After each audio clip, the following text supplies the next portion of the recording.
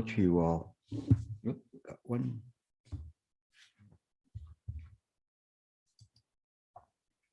Tonight we're going to continue on with the living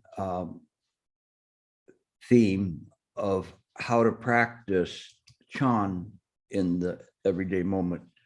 And as part of that, and so apropos for today, is that we will start with Samantabhadra's 4 great vows. So join your palms and bow.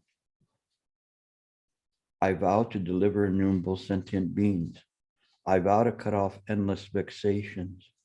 I vow to master limitless approaches to Dharma. I vow to attain supreme Buddhahood. Okay, welcome to you all. This topic is one that is a continuing of how we apply Buddha Dharma to the present moment, how we apply it in our daily life. Many of you over the process of years have asked me, what do we do with the practice? You're talking about mind and you're talking about this, but how is it relevant to our everyday life? And this is why I've made this series called Living, to show you how to apply that in your everyday life. In fact, when we start the lecture, we started with Samantabhadra's 4 great vows. These vows to deliver innumerable sentient beings, to cut off endless vexations, to master limitless approaches to Dharma, and to attain supreme Buddhahood. And if you notice, it seems like the top and the bottom are the same.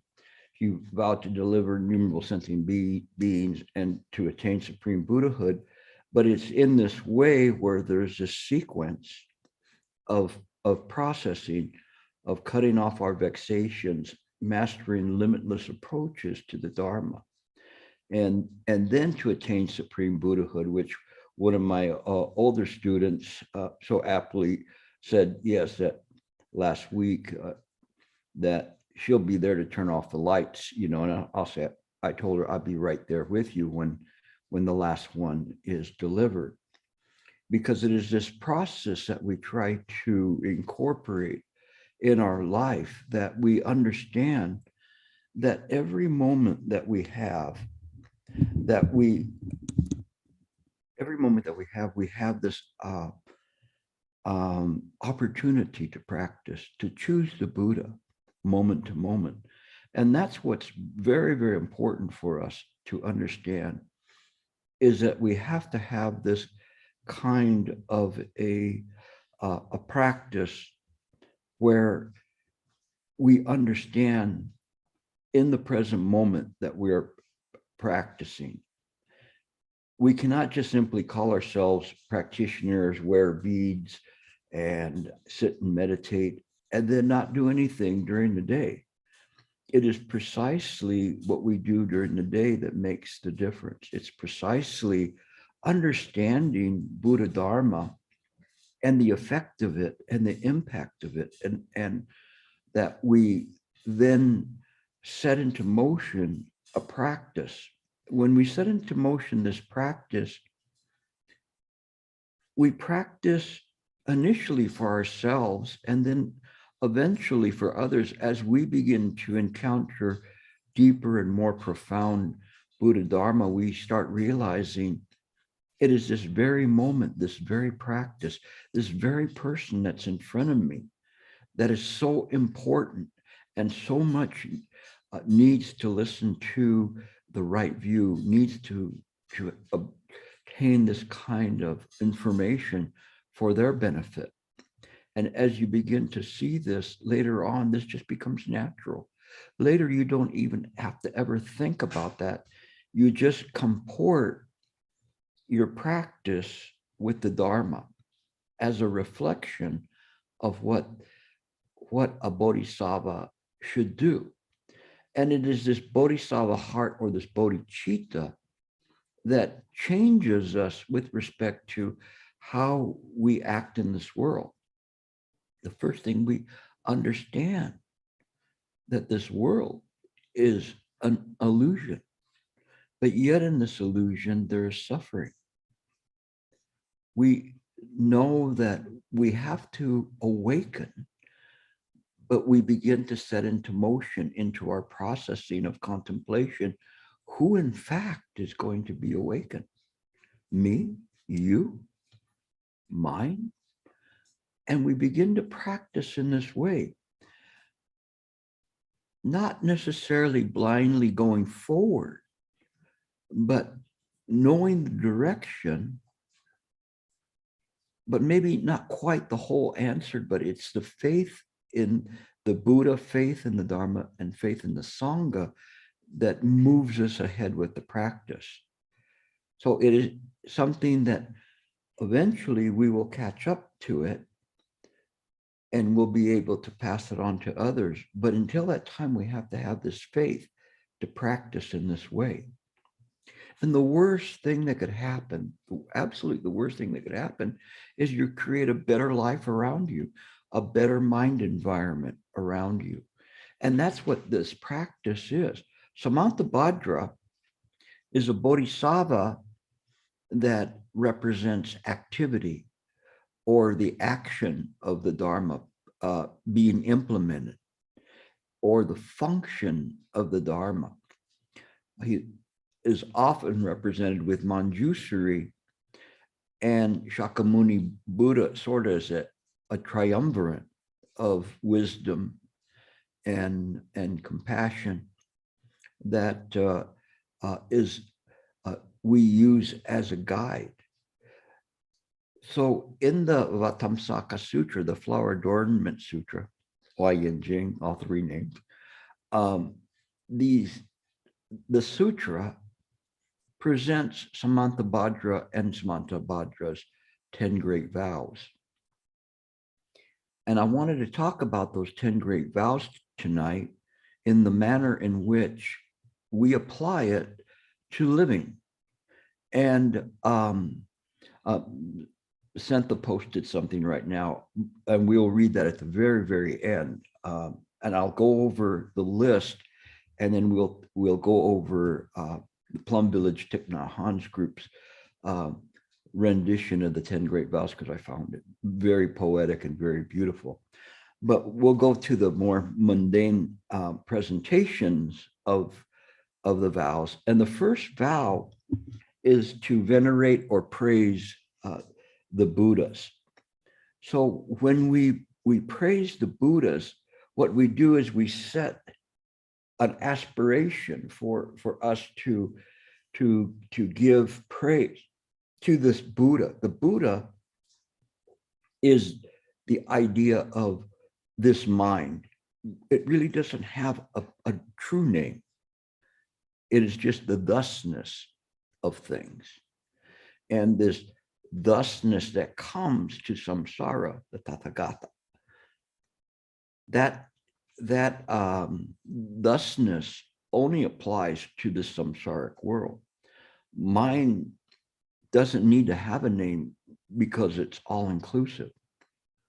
But we praise that there is in this mind that we cannot see because we are stuck in this samsaric obstructive world, a purity there. We cannot understand this kind of purity because we compare this purity with foulness or sacred or profane.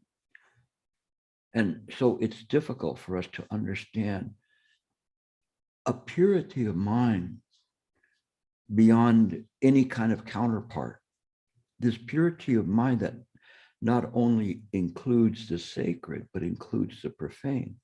This doesn't make sense to us. We don't understand that because we are a mind construct and we can only understand what's in samsara, but we want to know. We should know. And so as Buddhists, we praise the Buddha to say, this is something that is worthy of my attention in the samsaric world.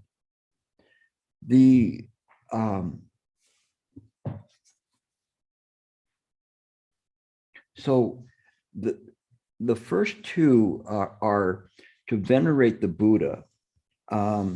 to, and then to praise the Buddha is the second. These are very similar, to venerate and to praise. To venerate is like to put it up as something that you see as something very, very worthy.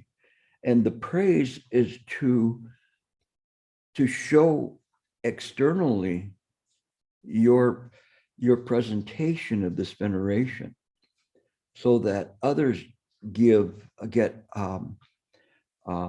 some form of understanding or a faith that what you're doing. So it's very difficult for people if you take a look and you say Christians, they may hold their hands together in prayer. They don't bow, they don't prostrate. So when people who are not Buddhists see this, they don't understand this.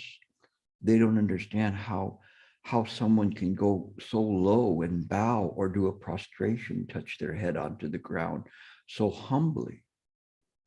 But this gives a proper decorum or proper environment, that others see this and realize there must be something to this. Why is this person doing this? Initially, some people may, because their ego is too strong, say, why would they do that? You know, they're putting their head on the ground or whatever, because they don't understand. Others look at it and say, there must be something to this. And it was something very interesting that Shifu once said, that he would have the people, when they bow, they would bow like this. And then he saw the Tibetans, and he saw how low the Tibetans got when they bowed. And he went, that's not bad. You know, they really, when they bow, they go down very, very far. We should all do this as too, you know. So he saw this not from the viewpoint of ego or custom, but understanding the purpose of bowing to the statues, and seeing this in this way, that we are giving praise, and we are in this motion, as I've mentioned many times before, that Chan is an art. And when we do things, we should be very artful in life. Whatever we do, we don't want to make some kind of a crazy painting that's all this, how would you say, is not harmonious. We want to make something very, very beautiful in our actions, so that people can feel the sincerity of our praise, of our veneration. And the next vow or action is to make offerings to the Buddhas. And I think one of them said to make ample offerings. I'm reading from different ones, but making offerings to the Buddhas is very interesting. We will take it from the mundane approach first. If one is to have a statue of the Buddha, and many of you have, and many of you eventually will, but if you have statues of the Buddha, how does your altar look? What do you do with it? No. Do you make offerings? Do you put flowers on there? Do we place fruit as an offering, or burn incense? And it's kind of interesting. I got a kind of a kick out of it one day, because I was putting fruit on the altar and making it very pretty, and turning the apples so they would be part yellow and red, and this one this way, and the flowers looking also pretty. I'm going, oh, wait a minute. Why am I doing it this way? The Buddhas are looking at the backside of the flowers and the fruit. And I got a chuckle out of it, because I was thinking, I never saw that angle before. Very interesting. But in that very moment, I saw everything from the angle of the Buddha perception. And that's that all of that presentation is samsaric.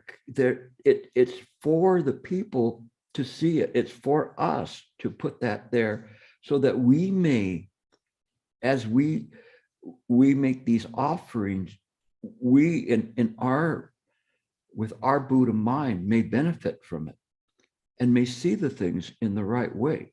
So when we're making these offerings, we're making the offerings for the benefit of others, who people who come by and see it, and they look at it and they see that there's fruit there, or flowers, or the smell of incense. And so we do these things to I would say, in the middle way. Shifu kind of wanted us to do this and be devotional in that way, but he would say, you only need one stick of incense to burn. You don't need to have 3 sticks or whatever. But we present things in a way in which the appearance is there, and this is part of our practice, that we want to do that.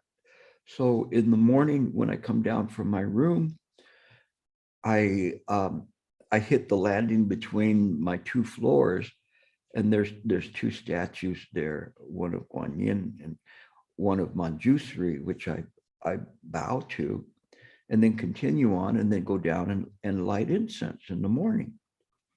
And it is part of the practice that I do. And people, it's very rare for a Westerner to do this kind of activity. I don't know if other Westerners do this or not, but they should get into the practice of that. And those who have come from Asian cultures, I think most of you do it automatically, but you should be doing that. You should be praising and making these kinds of offerings to the Buddha, because it sets a course in your mind as to what you're going to do. And so as you set this course, you understand that you are making these offerings. But the most important offering that you can give the Buddha, absolutely most important offering, is one that I will tell you about now, which is a passage in the Diamond Sutra. And you've all heard me talk about this, but this fits very well in this point. And it was one part where the Buddha said to Subhuti, suppose, Subhuti, that of all the sands in the Ganges River, and all of those sands were Ganges rivers, and collectively all of those sands were treasure chests that could be given to the poor, would the benefit of this type of an offering be great? And Subhuti said, yes, world honored one, it is so great that this is almost incalculable how much the benefit is to give that much to the poor. And the Buddha essentially said, but it is not as much as what is incalculable, which is reciting 4 verses of this sutra to others. You have to kind of let that sit in. How can 4 verses, the 4 verses I just told you right now, are greater than all of these treasure chests? So when we make offerings to the Buddhas, we incorporate our practice and we share it with others. This is the diamond. This is the clarity of the Diamond Sutra, of this great compassion and this profoundness that defies our idea of what has worth and doesn't have worth. We could have the most fanciest cars, fanciest house, all sorts of money. We could be a political figure, but we could still suffer. It doesn't matter. The people who are rich, they too suffer. And we don't understand that.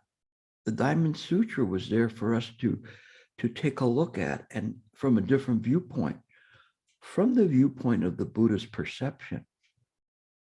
And so when we make these offerings of this type, we are using the Buddha's perception. We are using the Buddha's mind. These are the most precious offerings that we can make, moment to moment to moment when we're living. What are we doing? What are we thinking? What are we saying? Is it something that will advance harmony, will reflect compassion, or will create seeds of doubt, of hatred, of greed? Every moment presents us an opportunity to practice and to correct what we're doing, which we'll get to a little further down. But this is the true offerings that we make to the Buddha, is we make the offerings of our time. So people are always asking me questions, and I try my best to answer the questions. I don't think that this is my time. My time is the Buddha time. And if I can help people in any way, I will do that. Sometimes it's just giving them worldly advice of something to do. Other times it's having that ability to transcend the suffering in this world and using the wisdom to be able to present it in a way in which we see that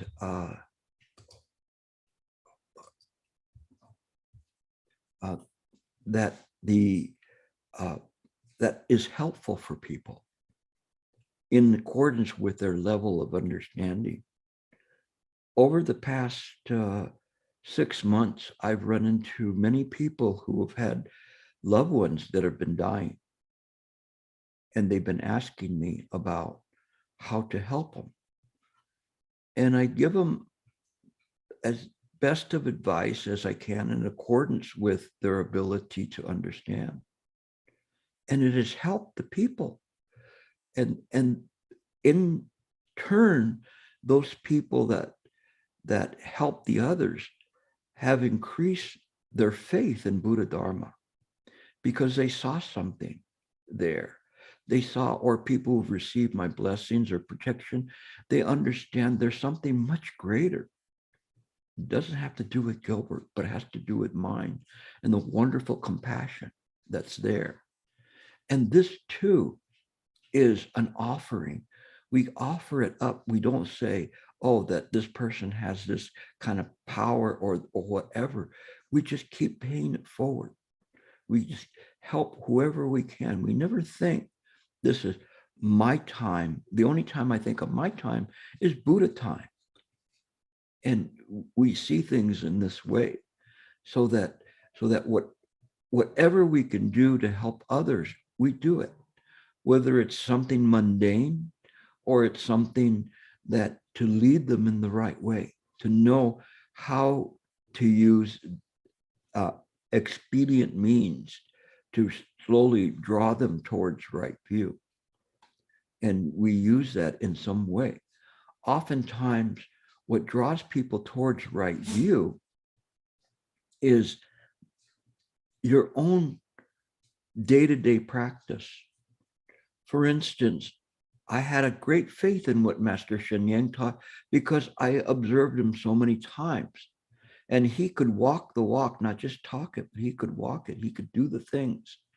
And that led me to believe there's something there, something more important. And he himself would say that he had flaws as I have flaws. But that's not what's important. What's important is what we have in our heart, how we try to work on that. And then again, we'll get to that in a moment as well.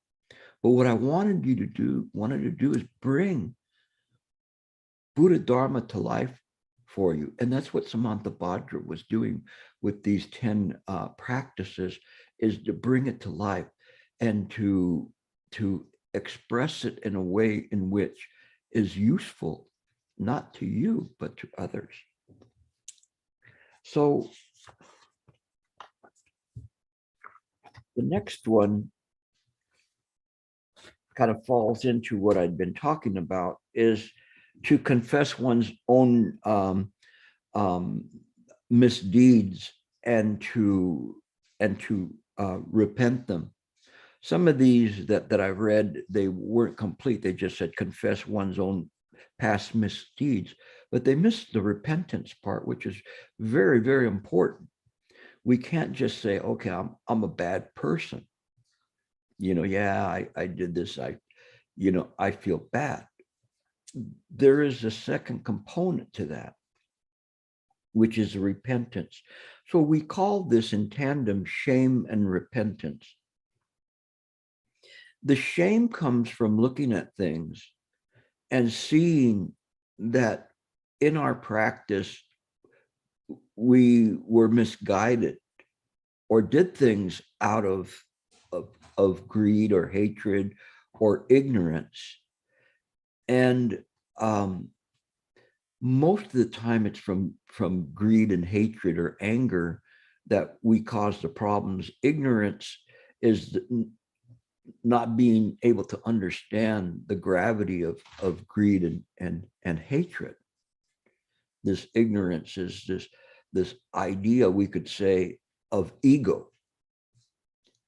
And anything that is done by the ego has the potentiality of creating a disharmony, an imbalance in our society, because we're only thinking of ourselves, my money, my joy, my reputation, my status, whatever it is that we have, could be my apple, my donut, whatever. And these are things that we have to look at and see what we've done. And so when we look sincerely at what we've done in the past, how we've harmed people, how we've hurt people, how we've lied about people, just for our own pleasure, perhaps, or our self-aggrandizement that would make us look better if you can drop everybody else down. All of these things, they are difficult for us to reflect upon, because it goes right to the very ego. It goes right to us, where we look at the things and we're not happy. We don't want to see that aspect of ourselves. And in my first retreat, I ran into that and ran into my own ego that I'd never really looked at before. And it helped me. It was as if there was a cleaning of the barrel, and enabled the Dharma to come in untainted. But it really took me a lot to look at myself and to say, I'm not happy with this person. I'm not happy to be this person, or to own up to all of what this person has done in their life. And I want to change. I want to be a better person. I don't want to hurt people. And I think that that's the part that got me the most, was not so much the shameful acts that I did, but what was truly shaming was the hurt that I caused others. And sometimes you can look back and say, yeah, I shouldn't have said that, I shouldn't. But then when you look back at what appears to be this giant tsunami of ego and self-interest and anger and hatred and whatever it is, it's difficult to see it. the shame with that is very, very great. But if we can overcome that, we come out of it with an idea of that we are going to repent and we're going to try to do better. Coming out of that, probably the worst thing you can do is be like a reformed alcoholic that looks down upon everybody else that's drinking and mocks them because they're now reformed. Well, they're not really reformed, if that's the case. When we do that, when we come out of it, we see our face in other people. We see our actions, our mind in other people, and we see how they are driven by greed, hatred, and ignorance, these three poisons. And we're reminded of our own acts. If we can turn compassion and love to those, this is the perception of the Buddha mind, the Bodhi heart. This is why this is in here, because it's very important, and it's a very important aspect of our Chan school, to have this shame and repentance practice, and to have it done properly and to do it regularly, so that we don't think that, yeah, we just had this one big epiphany about this and we turn the corner and we'll be good. No, because we continue. There's always something that we see until we can completely eradicate any kind of mental impressions arising in mind that are ego driven, because it's the ego that causes the trouble. It's the ego that doesn't seek equality or equanimity that's there.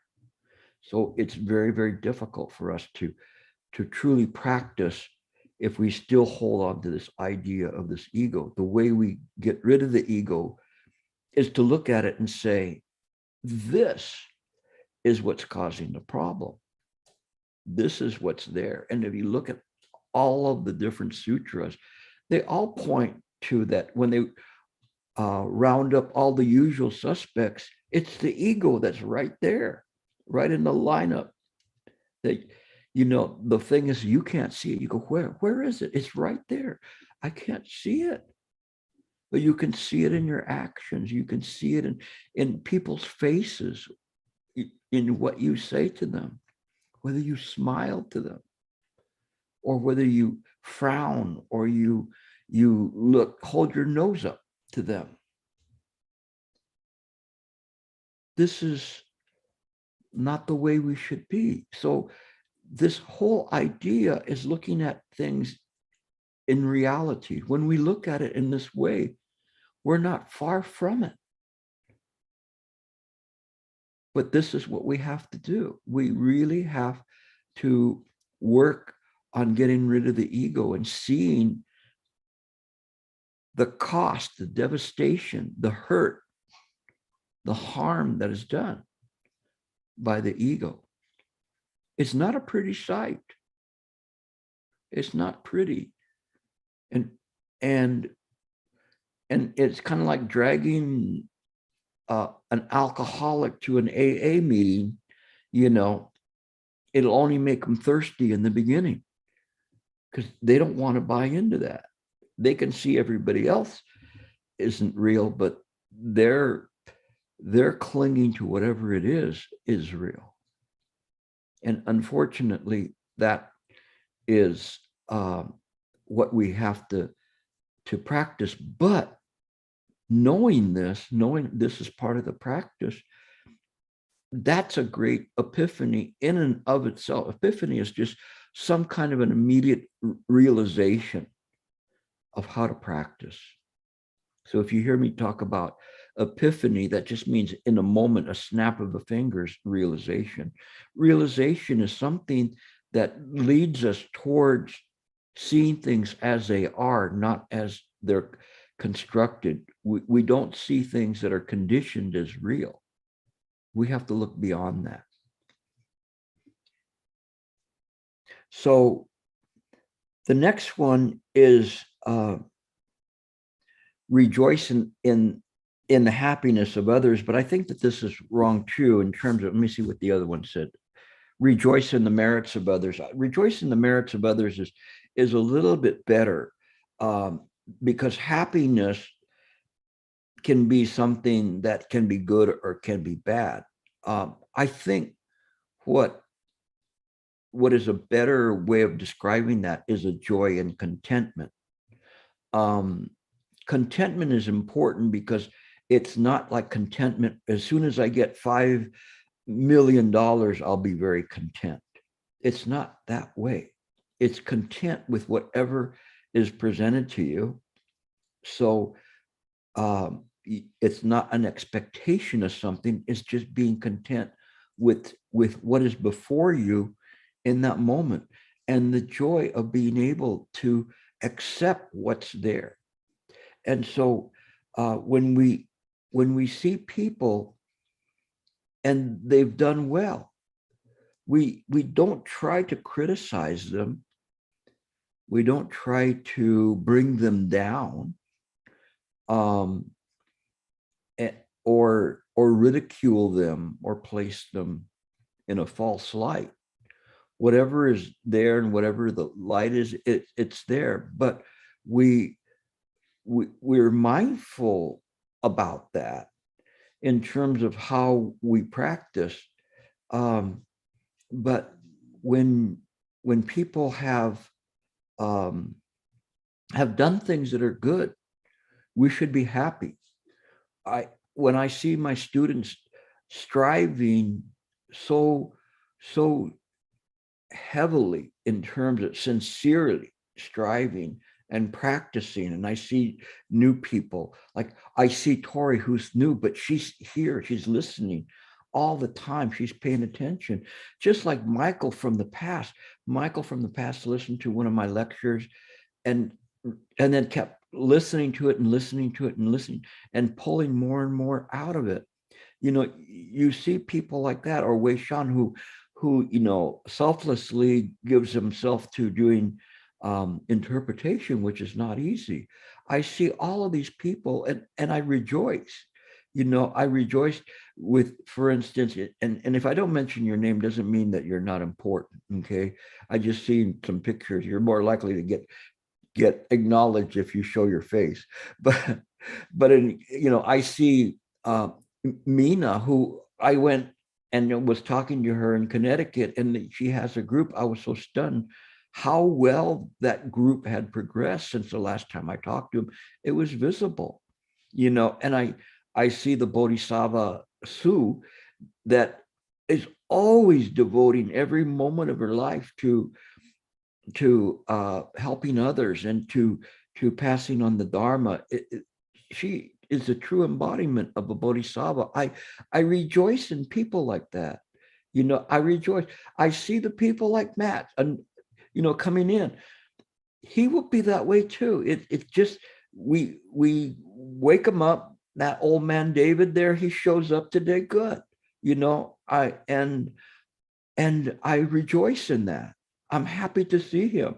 I'm glad you got the message, because I sent you a message to come today. So all of these things are in this way that we practice, and we rejoice for people. For Sentha, I'm so happy when I'm reading something, Sentha says, I've already read it. Good, great. I'm very happy. Or the moment when I say something to her that she's never had that angle before, and can see on her face that she got it. I don't have the idea, oh, she's getting too close. Close to what? I want all of you to surpass whatever I do. I want you to stand on my shoulders. That's the way the practice is. So we rejoice in the merits of others. We really try to see those people and see how selfless they are. No, I know there's a lot of you that, see other people and say, I don't know how they can do that, but it's just a matter of putting one step, one foot in front of the other. Each step makes a difference. And when you do this, it changes. It really changes the way that you see everything. And I truly hope that you can rejoice in that. It's so important. And it's why when we have study groups, that the groups have to be equal and that we have to lift each other up, not to show what we know versus what other people don't know. We want to be able to lend what we have. Some people understand this, others understand that. There's no one that we can't learn from. And so we see things in this way.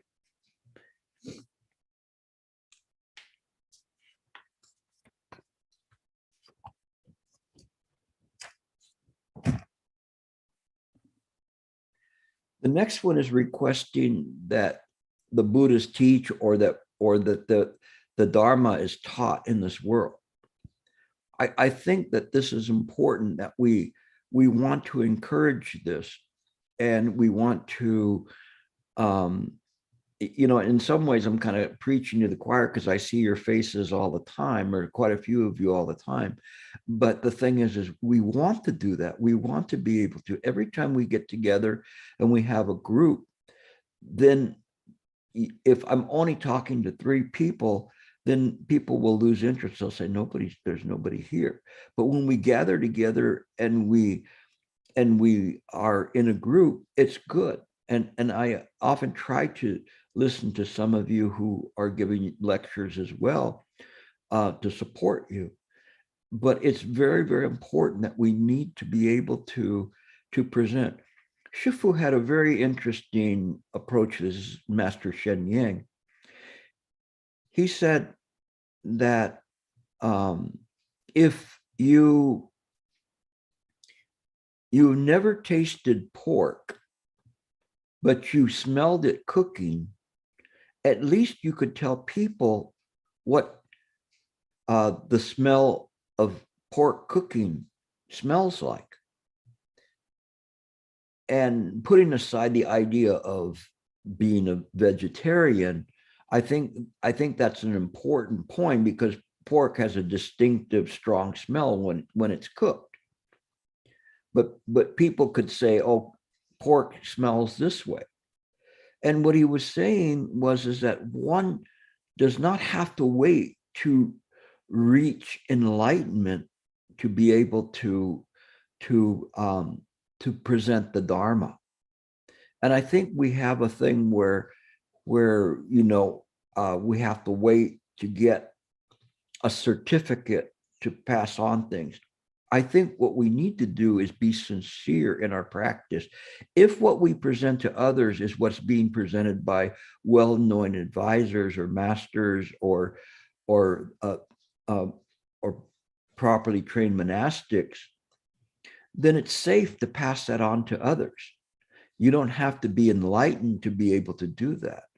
There was a story with Master Sheng where he had a Dharma brother from very early on, and they both became masters.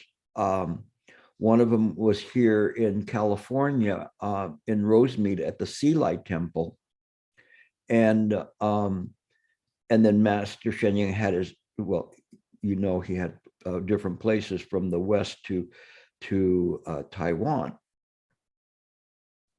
And they gathered together. It was an Inhai master and Master Sheng talking in their later years. And they had made a vow that they were going to spread the Dharma. And as soon as they had gotten enlightened, so you could see how young they were when they made this pact, that as soon as they became enlightened, that they were going to spread the Dharma. So they were sitting there talking to each other, and Master Sheng was talking, and they remembered what they had said, and he said to Master Inhai, "What about you? And he says, "No." He goes, "I never got enlightened, And so he asked Master Sheng, what about you? No. So everybody would probably say, oh, Master Sheng, of course he got enlightened. Master Sheng said, I didn't get enlightened either. And he said, but what I can tell you is I spread the Dharma ceaselessly to as many people I could reach. I tried my very, very best. That is the point here, is to spread the Dharma, and with this sincere heart, not keeping tabs, not doing this or not doing it for the purpose of elevating yourself up to a higher level, but to assist in the proper presentation of Buddha Dharma, in particular right view, and to see the things clearly. This right view is so important because it transcends this world. It is the meaning of the Diamond Sutra, and reciting 4 lines of the sutra being more valuable than all of those treasure chests.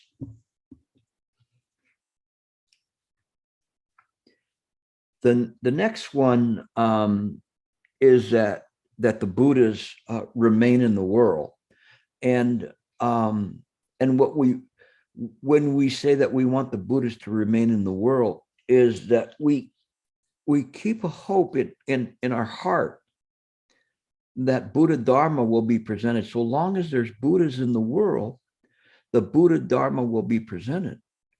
But when we look at this, it's not just a historical Buddha staying in the world, or the Buddha of the future, Maitreya, Milafo, coming to this world.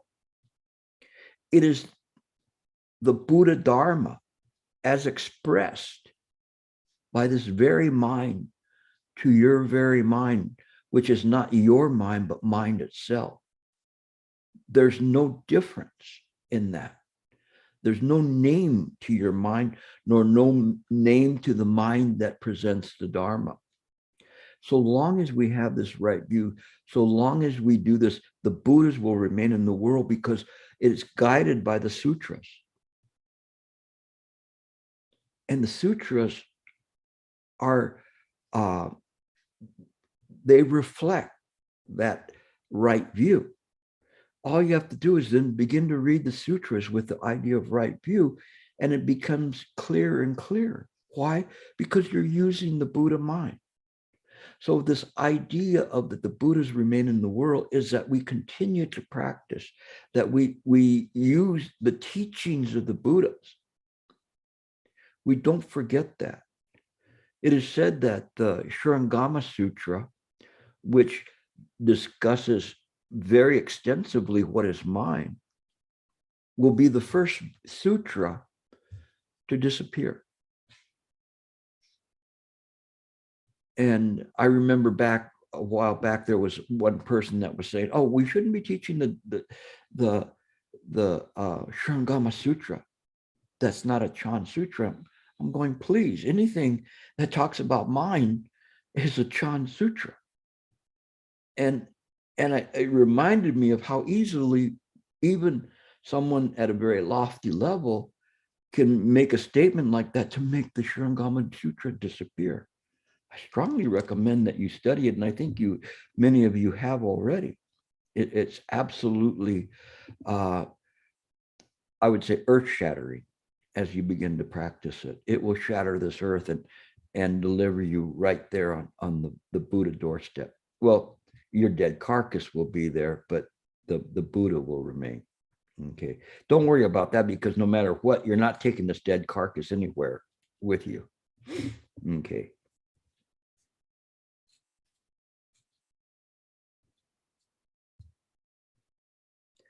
The next one is to follow the Buddhas in study. And I think that I'm using a different ones than the ones that are here.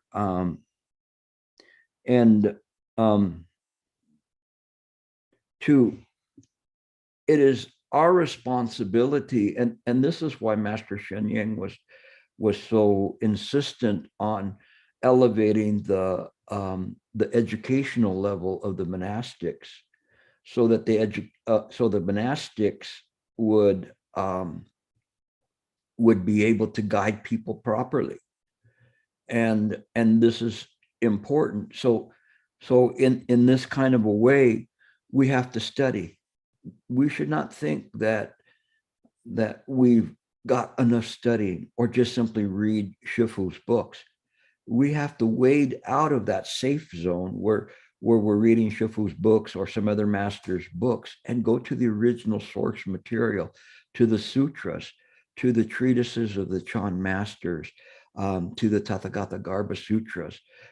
They are a language in and of themselves, but as you begin to practice and study it, you will find that it will become clearer and clearer. In the beginning, it's not easy. It would be like somebody that's a freshman in college attending a graduate school lecture that have no idea what they're talking about because they just got into college.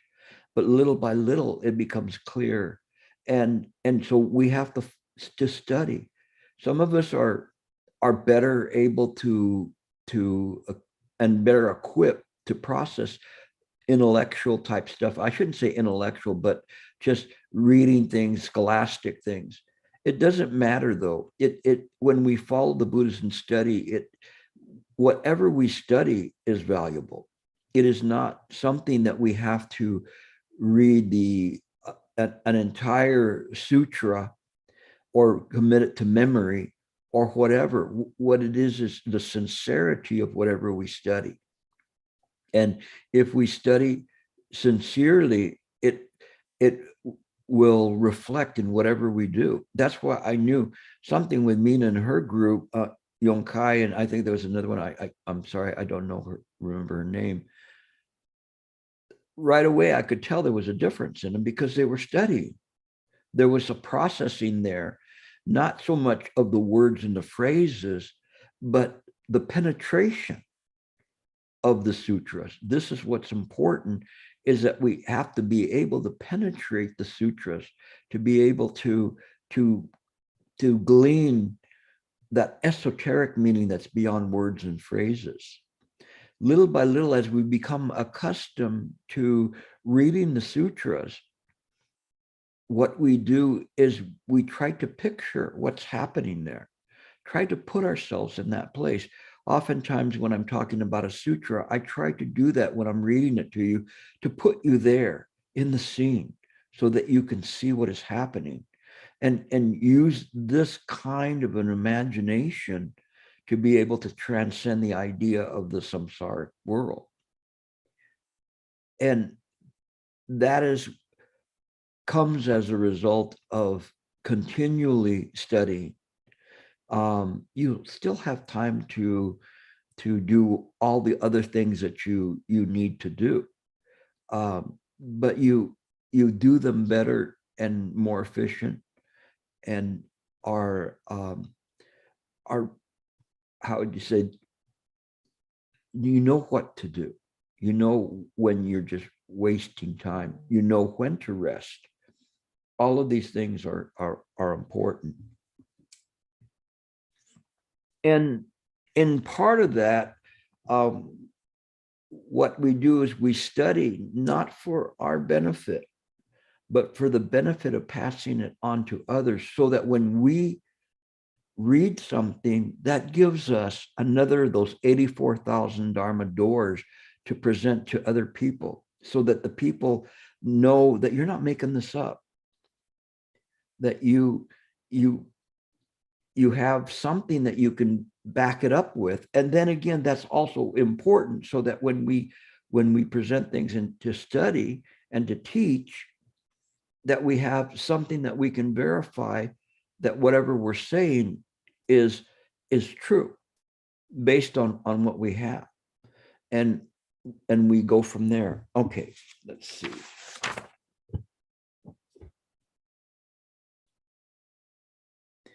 This one is to benefit all beings. And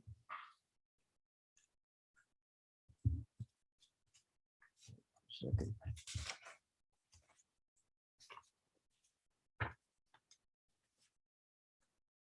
And that's to live in harmony and help to benefit all beings.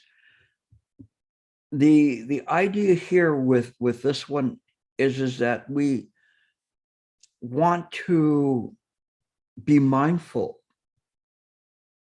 of all beings, not just simply humans, but whatever other sentient beings that are out there. Sentient beings are any living being that has a ability to process information, has a consciousness. Now that some of the consciousness are very rudimentary and very functional, without much emotions, but some of them, they have emotions. In fact, I remember reading in when I was in college about 5 years ago or so, and more like 45 years ago, that plants have a memory and plants have emotions. And so I was thinking, how does that fit in with everything? Because they're not really sentient as a centralized memory, but they still have an ability to react to certain things. So we have to bridge this idea of this human consciousness to use the compassion and our own heart to harmonize with all sentient beings. It's not easy, because if you see, let's say, a black widow spider, it's not like you invite it into your house. So you have to do things in accord. I'm not telling you should kill it or not kill it or do whatever, but you should be mindful every time a life is taken. A life is taken. Something was in existence and then no longer in existence. So we have to harmonize with things, but on the other hand, we cannot just let them do that. I remember when I first started in my garage, I didn't want to kill a black widow spider that was there, but I lived right next to a canyon. And then after a while, my whole garage was filled with black widow spiders. So what do? I had a young child, like only 1 year old, 2 years old. What do? In terms of that, it's not like I'm going to suck them up and take them out or whatever. But you're mindful that if you take the life of anything, you're mindful of that. You don't just take a life for any particular reason. You're very, very careful about what happened, and you pass it. I even recite the Buddha's name to roadkill when I go by it, and wish it. And it's this kind of a harmony, this kind of a feeling of what you try to make a connection with. And I knew one person that after it rained would go out onto the driveway and pick up all the earthworms and put them back in the lawn because they would dry up by noontime. This kind of a harmony and love of all living beings is very important. Much less humans. We should treat each other with dignity, treat each other with patience, treat each other understanding. And it's hard to do sometimes because some people are really, really, well, you know what they are. But you still have to bring them along. If not them, then who? So I've found that the more and more I become a practitioner, the more patient I become, the more open I become, the more tolerant I become. You don't become a person's doormat. We use the middle way. But on the other hand, we don't seek to hold grudges, hold things that we want to get even with this person or give them a bad eye every time we see them. It doesn't help anything. It makes it worse. We have to be mindful moment to moment. All of this, that if we can't deliver them, then who can we deliver?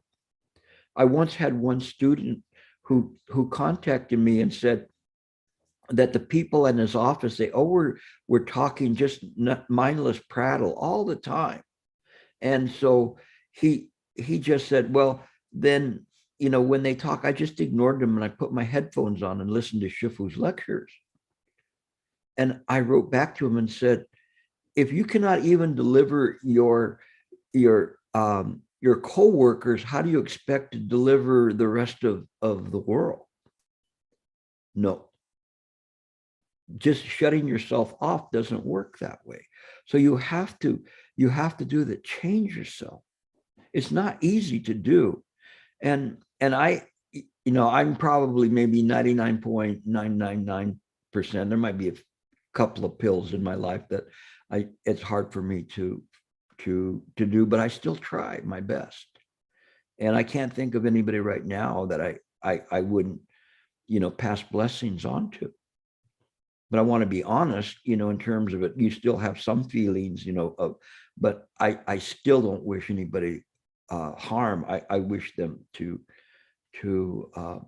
be delivered and make a vow to deliver all of them. Even some politicians. That's pretty tough these days. Okay. I won't get into politics. I have to avoid politics, but just as an example. And the other one is to transfer whatever merits that we have to other people. This is so important. It is a critical aspect of it. You have to get into the practice of transferring merit to others. You have to realize, like if you look in your thing, maybe you look in your Apple thing, go, I only got 5 cents in there. What happened? Well, because you spent it all. No. But if you look at your Dharma one, they go, wow, I'm really loaded up with stuff. I don't need that. I just move it on and give it to others. All the time, transferring merit. Those of you who communicate with me on a regular basis, I'm constantly giving blessings to people. I'm giving blessings because I'm using up these real, not Bitcoins, but Dharma coins. I'm using those. And I'm going, I must have got some from this lecture today, so I'll use these for this person, or I'll use this for this group of people, or this class of people. And now I transfer merit to everyone. That before I transfer in classes, and then I went to transferring classes to all sentient beings, because everybody suffers in this world. And then I thought, well, now they're going to bring in other people in the future that are going to suffer. So I can transfer merit to them, so maybe they won't suffer so much, and transfer merit to those who have already passed away. And you go, but Gilbert, how can you transfer merit to the people that already passed away? It's already gone. Is it really? Could we not, in the present moment, present and transfer merit to those that have already gone? And maybe in their life, it might have mitigated some of the suffering they had, not all of it, but some of the suffering they had, because they got this future merit in this way. And even if that's wrong, at least it would help them on the rebirth, so that they could awaken to the fact that in fact there is no rebirth. But the whole thing is it's just transferring a merit that is putting down the idea of the ego or a life and being, and seeing everything as just mind. It all belongs to mind. So it goes out and it comes back in. It comes back in. It goes back out again. It's wonderful in terms of being able to pass blessings to people. Surely you've done something today that you acquired merit from, that you did something. And if you did that, you can use that to pass on to others. And in that passing on to others, what it does is it clarifies mine. It puts aside the idea of the ego. Oh, I got to keep all of these. I store them for a rainy day. Every day is a rainy day in this world.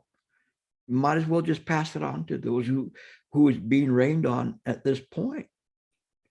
So this is how we practice. If you can practice in this way, you're not far from it. You don't need a certificate. You don't need a title. You don't need anything like that. You just need to be in the present moment, mindful of body, speech, and mind. Be compassionate. Use the wisdom that you get from the practicing. All of these things are interconnected. The last thing I want to do today, and I know I'm running overtime, is I want to read with you. This is from the Plum Village, from Thich Nhat Hanh's group. And I wanted to read from you, and this is from the Vatamsaka Sutra. I guess it's chapter 36, which is the 10 great aspirations of Samantabhadra. And sending that. Do we have a way of projecting that on the screen? Okay. So she's going to project it on the screen so we can all look at it together.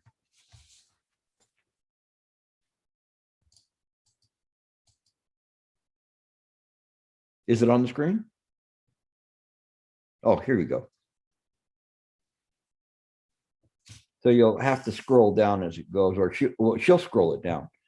So it reads as follows. And body, speech, and mind purified in oneness.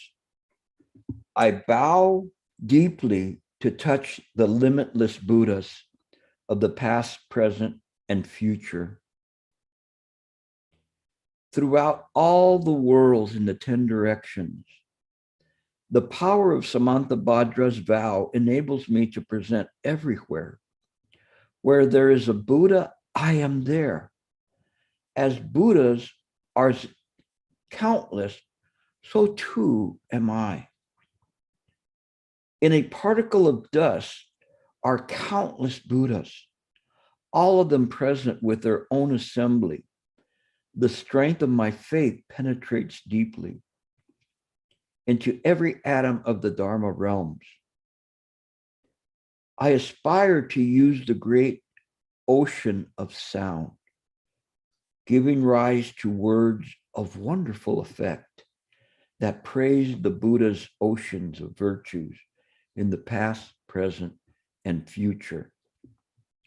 I bring these offerings, garlands and the most beautiful flowers, incense, music, perfumes, and parasols, all to adorn the Tathagatas and their lands.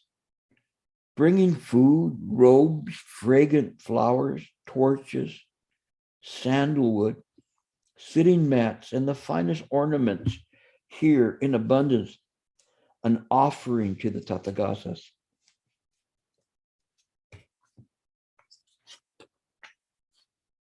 Inspired by Samantabhadra's vow, I bring my heart wide with deep understanding, having loving faith in the Buddhas of the 3 times as an offering to the Tathagatas everywhere. From beginningless time, I have acted unskillfully with craving, hatred, and ignorance in actions of body, speech, and mind. Determined now to begin anew, I repent. I rejoice in every virtuous action by anyone, in any direction, by learners and by those who need to learn no more of the Buddhas and the Bodhisattvas, all beings who are lamps for the world and who have just attained enlightenment. I beg that you will think lovingly of us, turning the wheel of the Dharma to help the world. With sincerity, I make a humble request of the Buddhas and those who are about to enter nirvana. Remain forever in the world for the benefit and welfare of all. I humbly make offerings inviting all the Buddhas to stay with us and to guide all beings to the other shore. All the merit of the joyous praise and repenting I offer to the path of awakening. This merit is transferred to the three jewels, to their nature and form in the Dharma realms. The two truths are perfectly woven together into the Samadhi seal. The ocean of merit is measureless. I vow to transfer it and not hold anything for myself. If any human, out of discrimination or prejudice, tries to harm the path of liberation, may their obstacles be fully removed. In each moment, wisdom envelops the Dharma realms, welcoming them to the place of non-regression. Space and living beings are without limit. The same with afflictions and results of past actions. These four are fully and truly immeasurable. So too is my offering of merit. Thank you. So that concludes our lecture for the day. I hope that you can copy that and print that out and read it occasionally. It's one of the most beautiful things I read. When I read that today, I was just, it really filled my heart with great joy that I was going to be able to share it with you. So I'll open it up for questions.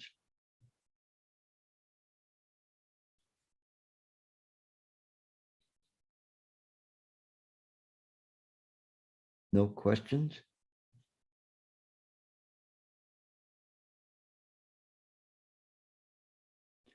Yes, Sam.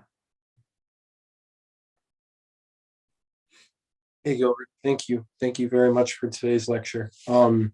This was really fruitful.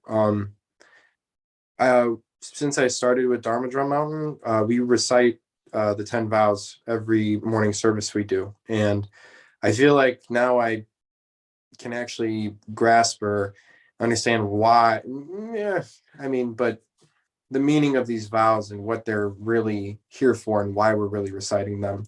Kind of like, I think I asked you a very long time ago when I first, not very long ago, but when I first came onto mind work, I think I asked you why we do prostrations.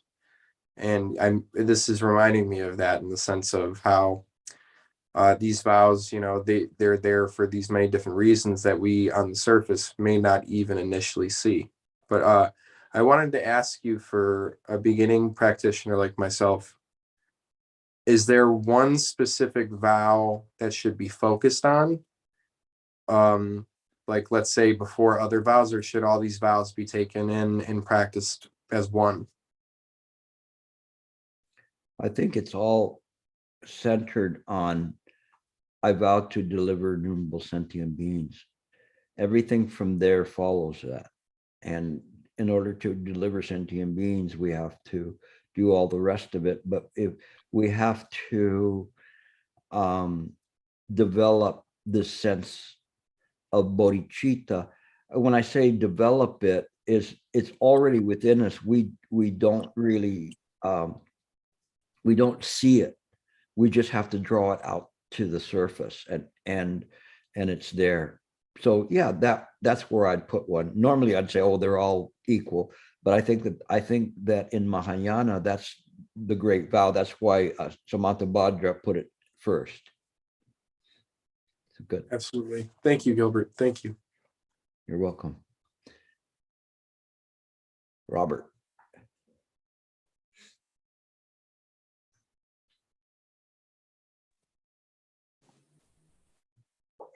Thank you, Gilbert. Thank you. I have a kind of like a silly question because I never thought of asking it. When we meditate at home, are we like during the day, probably doing a lot of damage, but by being aware, we try not to create damage. So we're not maybe creating merit. But it seems like, is it while we are practicing and sitting, or just sitting and not doing, doing something of doing nothing, about doing nothing, staying aware, staying very alert, are we accumulating merit so that later on during the day or afterward, we can go and pass on those merit?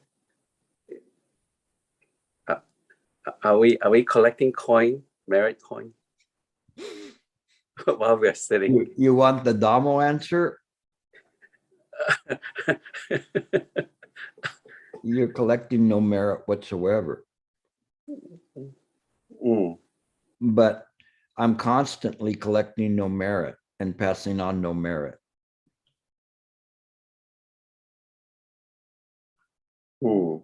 All the time, all times, past, present, future. You have to think about that one. Contemplate that. Okay. Thank you. You're welcome. Anybody else? David, go ahead. There you go. Thank you very much, Gilbert. For the last several weeks, I have been actually reading Master Sheng and the book on subtle wisdom. But when you mentioned about sutras, would it be okay to use you as the commentator for some of these sutras in the presentations? Like I've been listening to the presentation from San Francisco, and you're beginning to talk about the Heart Sutra, and I've always had a real desire to look into that, and also to, I have Master Sheng Yen's book on it, and then Red Pine's book, but I find that it's somewhat easier to really listen to you present the sutras. And I was also telling Ian that I wanted to increase to learn much more about right view. And I even wanted to sort of use that as a method and like silent illumination. But I guess basically I've come maybe up to the top to just start with right view and go from there. Yeah, right view is, you could say it's silent illumination from the perception of the mind itself, rather than trying to sit like in a forest and looking up towards the sky to find the Buddha. It is sitting with no you. It's not a unified mind. It is seeing everything as interconnected. Everything is just a dream. Everything is arising in mind. And there's no internal discussion. And so if you can sit in this way, then you're not far from it. So you just simply sit. And that's why I was saying all the time, just sit. You can use me for, let's say, commentary, just simply because you're used to listening to me and you know my language. You can't go wrong with Master Sheng Yen or Red Pine's versions of the Heart Sutra. To me, they're the best ones that are out there. So I think that those are good. And then you just have to go and read the sutras yourself. Don't try to tackle the Vatamsaka Sutra and say you're going to read it from cover to cover. Okay. Just pick out some portions. It doesn't matter where you open up at. And just read it. You don't have to read it sequentially, but just try to see if you can pick it up. All you're doing is getting a feel for it in the beginning, to feel for the Shurangama Sutra. Shurangama is more sequential in terms of its presentation, but the first volume is very, very helpful.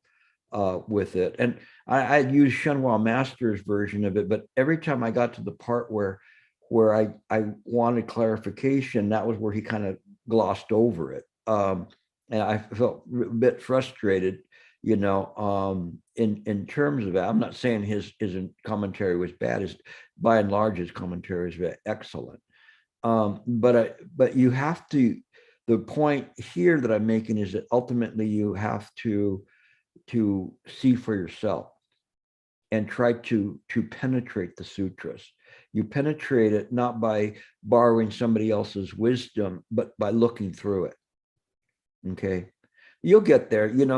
It's all baby steps right now, David, to you. So it's like, if you knew how many sutras were out there, your head would explode, but that would be a good thing.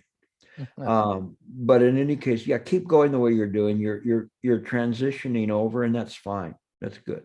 Thank you, Gilbert. Yeah, you're on the path. Good. Anybody else? John.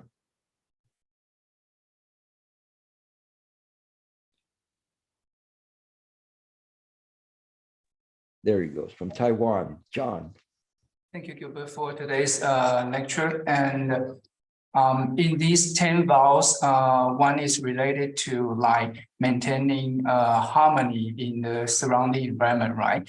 And well, as a practitioner, I understand the value of really putting all the understanding from studying the Dharma into practice rather than just trying to get an intellectual understanding. I can tell the difference. So I would like to ask your advice as to how to like cope with those who seems to prefer only to get intellectual understandings rather than like really incorporate those understandings into their own life. Because sometimes it is well, not so easy to like get along with those with this kind of tendency. It's like someone who saw the Mona Lisa, the picture, very famous picture, and then copied it. Could they be considered a master even if they copied it exactly? It would still be a copy. Yeah. We paint the Mona Lisa every day in every moment using what the Dharma has provided us with for a foundation. It's a foundation. It's not the realization. The realization comes from incorporating it into our daily life. And so when we can practice in this way, then it works for us. Otherwise, we're just simply librarians. We're holders of somebody else's wisdom.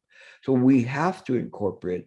No, there were times when Huayan School and Tiantai School were criticized, not because of the profoundness of their teachings, but that people gravitated towards those schools to pontificate scholarly upon those trainings. Those schools are really good. I mean, they are really sophisticated ways of doing it, but they're also a trap. They can be a trap, an intellectual trap, where somebody can talk about, that's why I always say, how many angels can balance on the point of a pin. And it doesn't do any good. But in one moment where a person can sweep the present moment clean of all discriminations, that's so much more valuable. And so we have to guide people, John, and you in particular, because you're kind of the vanguard there in Taiwan, especially in the international group, to caution people not to become intellectual with it. That it is good that they follow the Buddhas and study, but they have to put it into their practice and see how it works that way. It's not enough that we have another scholar. We need people that use that again as the foundation, just as Huineng created the Platform Sutra as a demarcation point where one starts their practice from that point of view. Even all of the different studies from Han Shan to Bo Shan, Shu Yun, Ling Chi, all of them were the essentials for the beginners to practice. And their Dharma is so profound, but it's just the beginning. It's just the beginning for beginners to enter in the Chan. So no matter how much we stack up the books, if we cannot put it into the moment, the present moment to practice for the benefit of others, then it won't be good. That's why it's so critical to emphasize bodhicitta.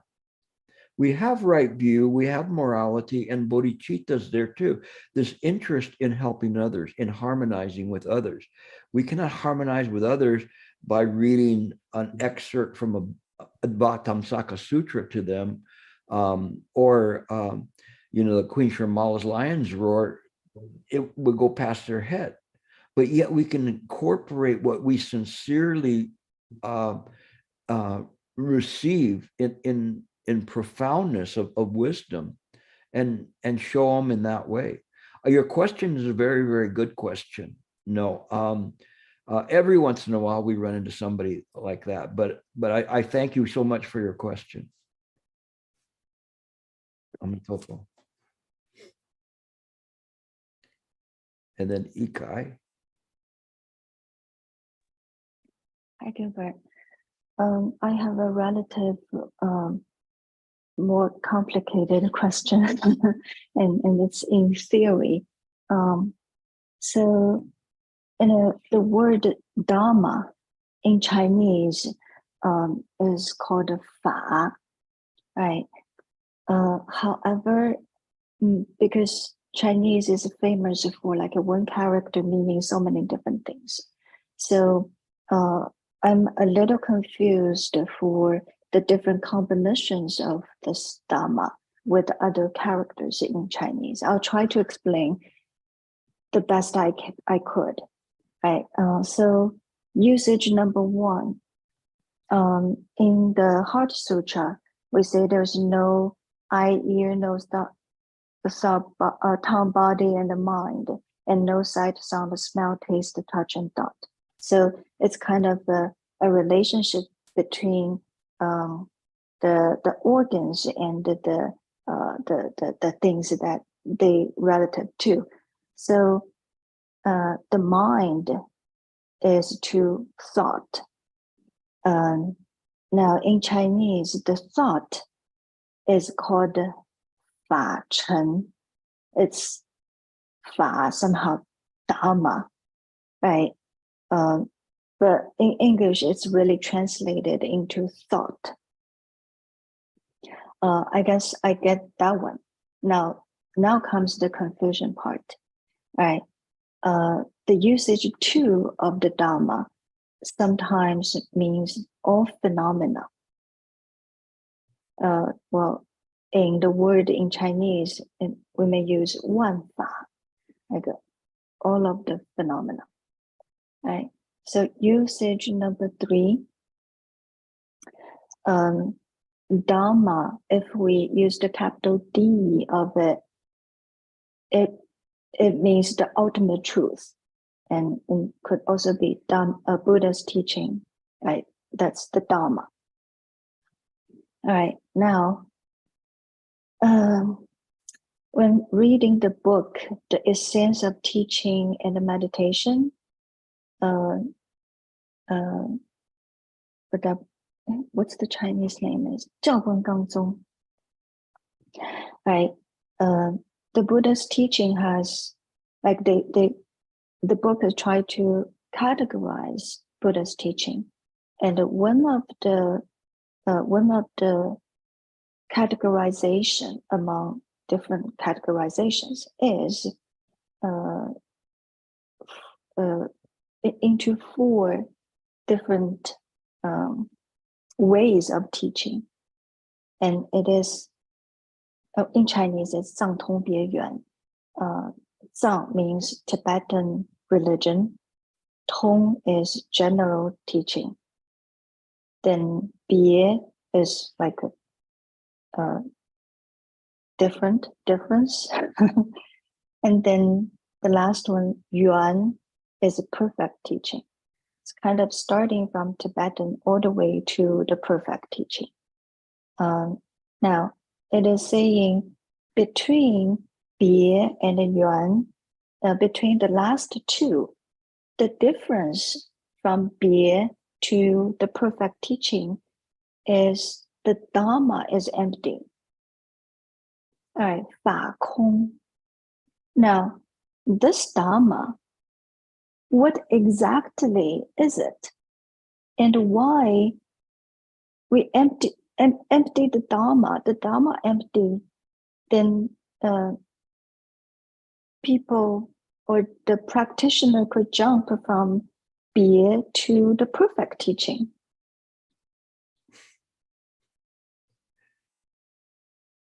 I am rejoicing in your merits. And this is one of the people I was mentioning along with Mina, that a year ago, she would not have asked this question. It's an incredible question, and kind of brings tears to my eyes to see that she's asking this question. It's very, very deep. It's one that is there, and she's questioning, you know, the existence of Dharma, questioning everything. We will start with this first. Of the three jewels, only one of them is real. Do you know which one? Dharma? Buddha. Buddha, yeah, sorry. Buddha. The Dharma is not real. The Dharma only belongs to the samsaric world. The Tathagata only belongs to samsara as well, because there's no coming and going of the Tathagata. The Tathagata is free to come and go whatever, but only in the Tathagata's own mind, which is mind. There's no being, no supreme being, no nothing. So whether we say the Dharma as these beads and say that these beads are a dream, or the Dharma of form is not other than emptiness, emptiness is not other than form, which is, we use a capital D to talk about Dharma, versus this as phenomena with the little d in English, it's the same thing. These things, they are transitory, constantly changing. Is the Dharma that is taught here in the samsaric world the Dharma that is taught in even to seat to heaven? No. The Dharma that's taught in to seat to heaven is much more profound and detailed, but we cannot understand it. So it cannot be fundamentally completely real. It only applies. Is the Dharma in to seat to heaven the absolute truth? No, it's still in the heaven realm.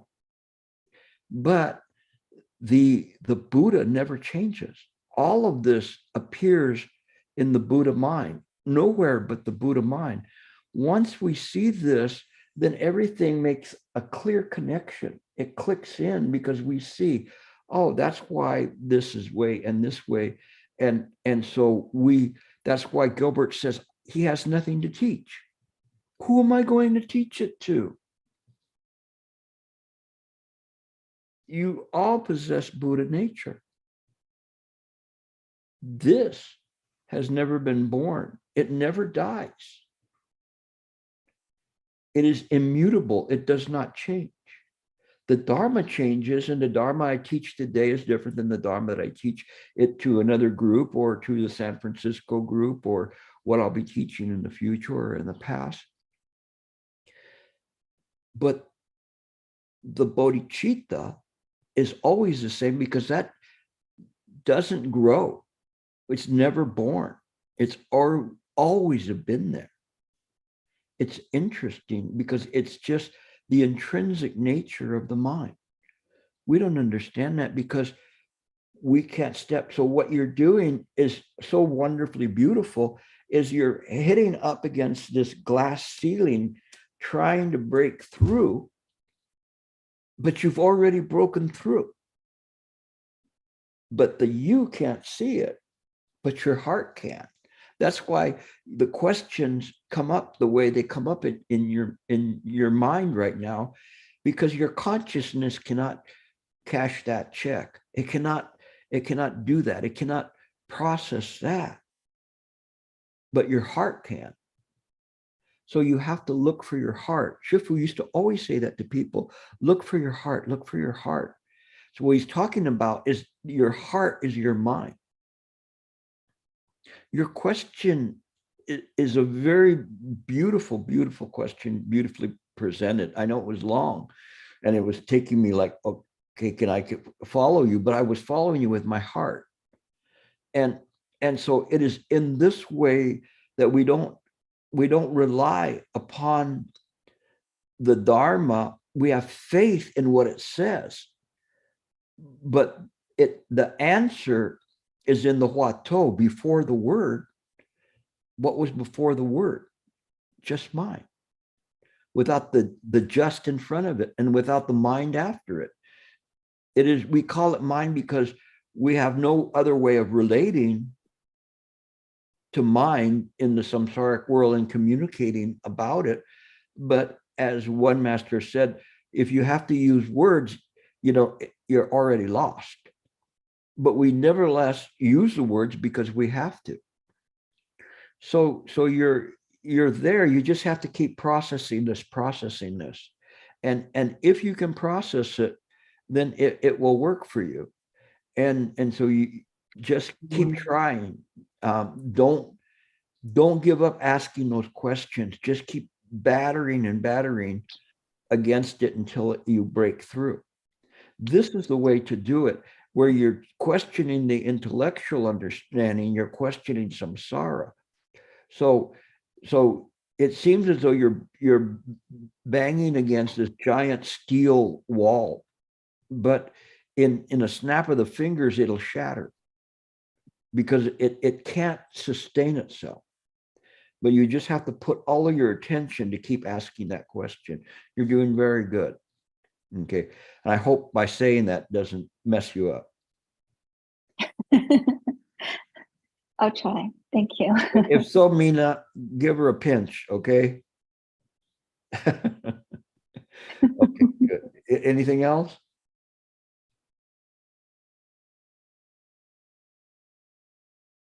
Okay. If nothing else, then we'll finish. We went a little bit over, not too bad. But thank you all for coming. And if you get a chance to read the transcript of what her question was, is very, very good. I really appreciated all the questions that reflected from beginners to advanced. There is no such thing, as I mentioned, as a stupid question. It is something, if you have a question, bring it up. That's very, very important. So I'm very, very happy to have presented this. I was looking forward to doing this because this really epitomizes living. Okay. Oh, Wendy's a late entry here. Go ahead. 25 words or less, though, Wendy. Okay, thank you. No, my question I always wanted to ask, but again, so you think the bodhicitta, like John was asking, is important? So really, like doing serving, cooking, or weeding in the center, rather than sitting, is more important. Like for me, I'm thinking maybe I emphasize too much sitting, which is actually cause the stuck energy or the mind stuck and try to get something by sitting. Rather go serving, weeding. Actually, I feel better. So is that bodhicitta? I think it's a middle way. Shifu used to always emphasize the middle way in everything. And in everything that we do, you do the sitting as you can and as it's productive. And in your daily life, you incorporate the Buddha practice in body, speech, and mind. That's so critical. If you can do that, then your mind is always in accord with the Buddha. You choose the Buddha moment to moment. So that's fine. When you're sitting, you choose the Buddha. So you just have to say, keep quiet, Wendy. This has nothing to do with you. And then just sit and you'll be fine. Okay. But don't sit there and just seeing movies or processing problems or whatever. That's non-productive. You are an artist when you sit. When you sit and you meditate properly.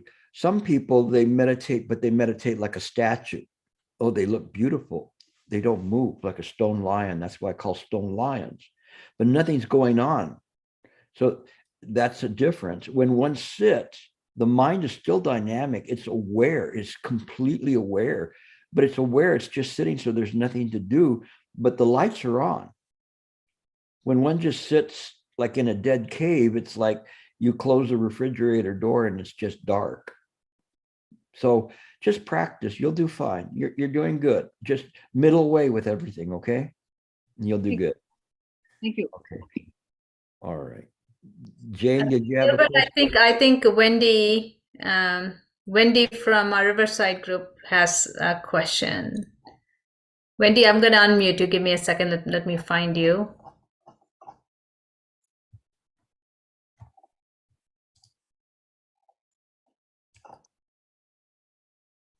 What strange wind blew Wendy over?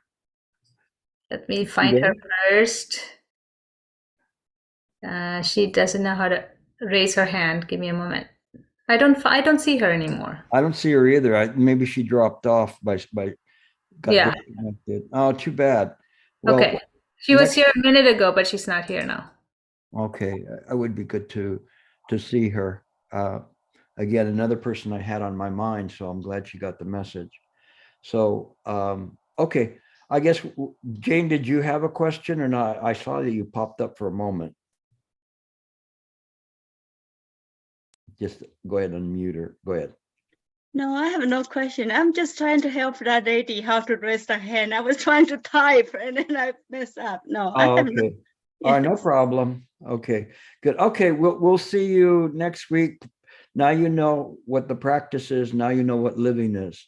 So do your best at living. Remember, you're a Chan artist. So everything you do reflects the practice.